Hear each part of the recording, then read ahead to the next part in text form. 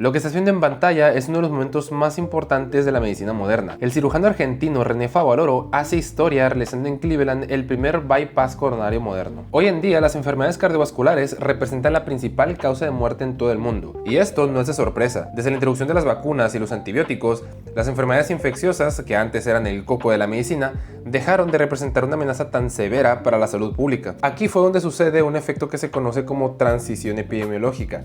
De repente las personas comenzaron a vivir más años, y esto aunado a la industrialización, a la aparición de los alimentos procesados, a las dietas altas en grasas, así como el tabaquismo tan marcado que se vivió durante la gran parte del siglo XX. Esto era el cóctel perfecto para la aparición de enfermedades cardiovasculares. Y así fue. Para la década de los 50, estas ya representaban la principal causa de muerte en países desarrollados. Cuando hablamos de enfermedades cardíacas como los síndromes isquémicos o la miocardiopatía, que es la evolución final de muchos de ellos, es importante saber que a grandes rasgos están causados por una isquemia coronaria, es decir, las arterias coronarias, que son las que se encargan de llevar la sangre y los nutrientes al propio músculo cardíaco, se obstruyen de alguna manera, bloqueando así el flujo sanguíneo y provocando que estas células no reciban los nutrientes que necesitarían, ocasionando algo que se conoce como isquemia. ¿Qué pasa si a una planta no le llega la suficiente agua que necesita? Bueno, pues ya te haces una idea, ¿no?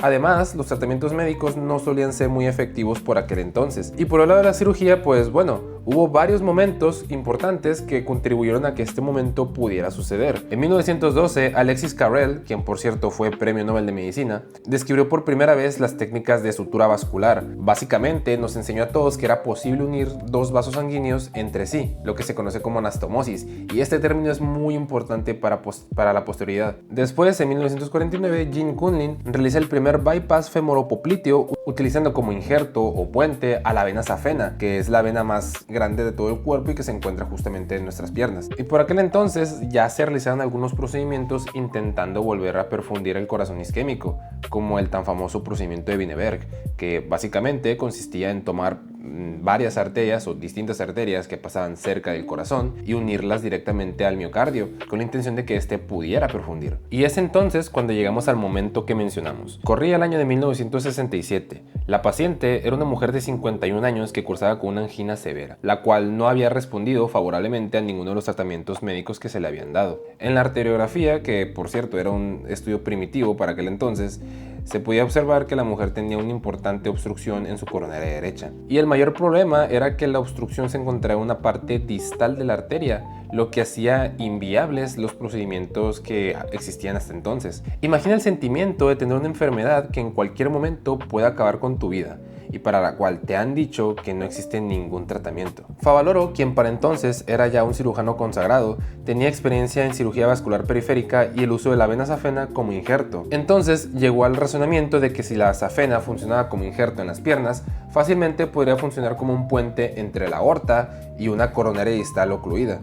Esto es como aquel juego de Disney de ¿Dónde está mi agua?, en el que teníamos que encontrar otras rutas para poder llevar el agua a Swampy. Pues la cirugía de bypass es algo similar. Se realizó la planeación de la cirugía y se preparó a la paciente. Fue así entonces como el 9 de mayo de 1967 en la Cleveland Clinic, Estados Unidos, se realizaría el primer bypass coronario moderno de la historia. Se tomó un segmento de la vena safena de la pierna de la misma paciente y se realizó primero una anastomosis o una conexión a la aorta para después conectarla a la parte más distal de la arteria, saltándose así el sitio de la obstrucción. Todo esto se realizó mientras el corazón de la paciente se encontraba detenido gracias a una máquina de circulación extracorpórea. Y esto no fue un simple golpe de suerte, fue el resultado de un razonamiento anatómico y una inmensa experiencia previa. La paciente no solamente sobrevivió a la cirugía, tuvo una excelente recuperación y fue capaz de vivir varias décadas más después de ello. Esto sentó las bases para que se replicaran más casos así, y al año siguiente Favaloro publicaría la serie inicial y el procedimiento fue validado, lo que llevó a que se adoptara en todo el mundo en cuestión de pocos años. Y sí, cabe destacar que otros cirujanos ya habían explorado formas tempranas de cirugía coronaria. Sin embargo, la aportación de Favaloro fue sistematizar el uso de la safena como injerto y publicarlo, lo que permitió su adaptación en todo el mundo como estándar terapéutico. Antes de esto, la enfermedad coronaria era una enfermedad progresiva, casi intocable.